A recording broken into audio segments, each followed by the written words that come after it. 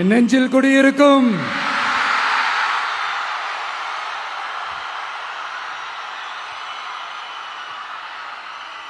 தமிழக மக்கள் உங்கள் அனைவருக்கும் என்னுடைய வணக்கமும் என்னுடைய நன்றிகளும்.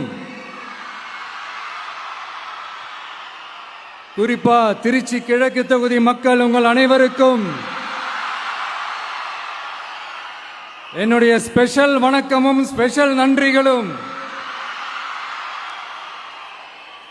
இதை நான் ஏன் இப்படி சொல்றேன்னா, என்னை இப்போ பெரம்பூர் தொகுதி எம்எல்ஏன்னு தான் சொல்லுவாங்க.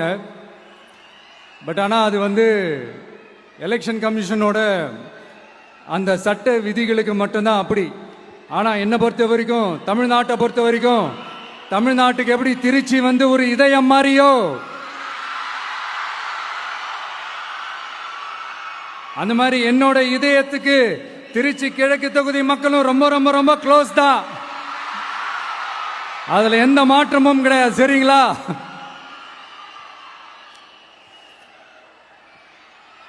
ஆட்சிக்கு சில வாரங்கள் கூட ஆகல. 6 மாசம் அமைதியா இருப்போம்னு சொன்னவங்களாம் 6 நாள் கூட அமைதியா இருக்க முடியல. ஆட்சிக்கு அரை மணி நேரத்திலே ஆரம்பிச்சிட்டாங்க. பாவம், ஒரு கல்யாண வீட்டிலலாம் போய் புலம்பிட்டு இருக்காங்க.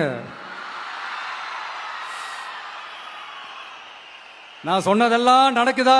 1 by 1 எல்லா புலம்பல்ஸும்.